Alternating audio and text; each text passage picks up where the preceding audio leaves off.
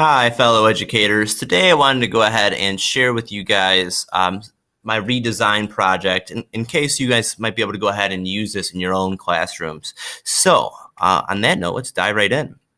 The problem that I was having, and the reason I went this route for this particular assignment, was that I had read Miles 1 and 2 with my students in my English class. We discussed the Holocaust, and that kind of led us to start discussing other genocides that have happened since the beginning of the 20th century. So what I had noticed was that my students just had a number of questions that a lot of them I could feel, a lot of them I could answer, but every year there seems to be a growing number that I can answer, and I don't have the time to thoroughly investigate and sufficiently answer these questions for my students. So what I have decided to do, I have decided to go ahead and allow my students to pick a topic or pick a question where they can go ahead and research on their own. Part of the reason I've decided to do this is it's self-directed learning, that they should have some intrinsic value to learn because this is something that they're interested in, and partially because that this allows them to go ahead and hone their research skills.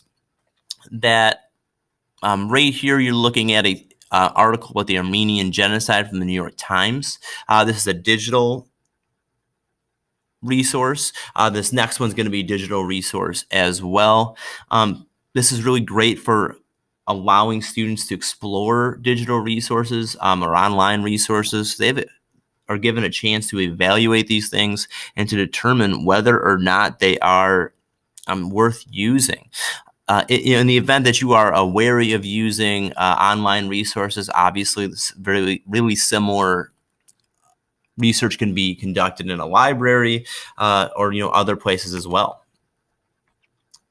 So the next step will be, after my students do conduct their research and they feel they sufficiently tackled the question or the topic they set out to, what I want them to do is to go ahead and to make a digital presentation so they can go ahead and share this information with their students, myself, and basically teach what they've learned. So right here I have a number of different presentation mediums that my students could choose from, and in a minute I'm going to talk you guys through some of the ones that I'm more familiar with. Actually, right now we are using a Prezi where I went ahead and I have some PowerPoint slides like the one that you're looking at, just kind of they were input in, and then I'm talking to you using Screencastify. So I'm going to go ahead and briefly describe these things just so you have an idea of what they look like and whether or not you might want to explore them further, maybe as options for your students. The first one is going to be, this is ThingLink, where you choose your own picture and then you go ahead and insert these little buttons right here, and that information will go ahead and be associated with this. This is just a screenshot right here. So this blue button, obviously this is what I chose to write there regarding constructivism. Now if I were to go ahead and if I was on the website, went over the green button, here's more information that I decided to include when I presented on constructivism. Now we move on. This is Time Toast. I was asked to make a timeline of how I used technology in my classroom. And this could yet again be a really simple presentation tool that students can choose from. And what else is nice is that it's more detailed than what you see. If I were to click on those individually, you notice that it's far more detailed right here, allowing your students to showcase what they've learned. All right, now we're on to Storyboard That. Storyboard That might actually be something my students, after reading Mouse, really might be interested in, where they have this option to go ahead and create something similar to a graphic novel. Much like a lot of these technologies that I'm showing right here, it's really easy to customize this background that it was a stock background of a classroom that I've used. These characters that I've taken, I didn't have to create. They were already part of Storyboard That, and it just made this presentation really simple and user-friendly. This right here is just a screenshot of the site Vocaroo. If you guys go to vocaroo.com, essentially it'll have a symbol like this where it'll ask you if you're ready to record. You hit record and it records everything that you went ahead and have said, and it just basically makes a podcast for you. The way Vocaroo works is after it's been recorded and saved, it gives you a link, and if you click on this link, it'll take you to your podcast and it'll record what you have saved there. All right, now we're going to move on to, I believe, the Powtoon. This right here, I'll show just a brief snippet of it. This is, yet again, very easy to make and very customizable.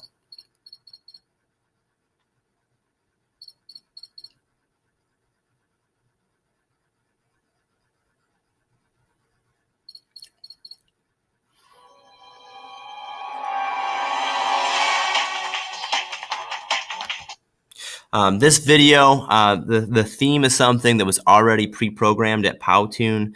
I went with the Mission Impossible theme just because it seemed to fit. This was about gamification, so it just seemed right to me. And yet again, it was easy to use. The template was there. I think I was able to create one within half an hour to an hour. And I think that students would have no problem coming up with this and be able to use this practically. Another thing that Powtoon does that's nice is that once you're done, that it'll upload this to YouTube automatically for you as long as you have a YouTube account. All right, our next one. Our next one, this is S'more. And S'more is really designed to go ahead as a flyer, a digital flyer, but this could easily be used for a presentation. This is actually from something I co-authored about the SAMR model, but it's really nice. We organize, it's easy for people to use and to put their information in. If you were to scroll down, you would see this. You could include videos quite easily from YouTube. You could put images, and you could kind of move stuff up and down if you decide that you didn't like where you'd initially put it. All right, we're going to move on. This is a Lumen 5 right here. I'll just play just a second of it. This was super easy to create based on the templates they already had in place. As it loads, this is something that I had to create describing a book that I read for one of my grad classes. Well, apparently we're having issues with YouTube. Maybe I'll circle back in a second.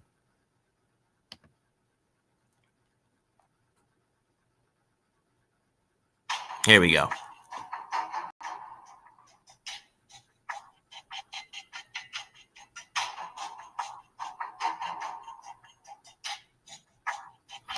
And this was yet again an easy one to make where Lumen 5 provided the templates. I just had to choose from things. The music, I was able to choose a kind of a darker tone to fit the book. The quotes were text that I typed in, and then I just picked images from their stock photos and imported a few from Google that were I was able to access. So this right here, I'm actually probably not going to show you guys because this is a video about a screencast, and I'm currently screencasting to you. But that's one easy option in the event they do a PowerPoint or a Google Slides and you want them to narrate it. Anyways, once my students have finished their presentation, and I've given you guys an idea of very easy presentation tools that you could use in your classroom, what I want my students to do is put this in a place where they can share this information with their fellow classmates. What I have used, or what I am considering using, is EduBlogs. This is actually a post that I've made, and this link right here that actually takes you to that Powtoon video, that Mission Impossible one that I had. And what's nice is that it's easy for people to comment on what you have done. And another nice feature about EduBlogs is that you have to go ahead and accept comments. So if it's inappropriate, if it's something that you don't want posted, you can deny that post and not allow it to go public, which is definitely a nice feature. Part of the reason I went with EduBlogs is the fact that I was kind of trying to hit that redefinition stage in SAMR, where these presentations my students are going to make are available for the world to see and others to comment on and to learn from them. If you would rather it didn't go public, another avenue I had thought about was using Seesaw, where it is a more of a contained environment where it just keeps it to classmates and parents can see their students' work, but not other students' work. So if you're anti going public, Seesaw is a good option for you. All right. So I just want to sum up some of the benefits on this. First and foremost, students are given the opportunity to evaluate sources during the research phase, and I think that's truly an important skill to have honed in this day and age. Students will become more fluent with digital literacy and be able to use a variety of different technologies. I just showed you guys a variety of them. And then finally, students are given the opportunity to learn from their peers in an online environment where they can go ahead and share information, learn from each other, and just kind of creates this healthy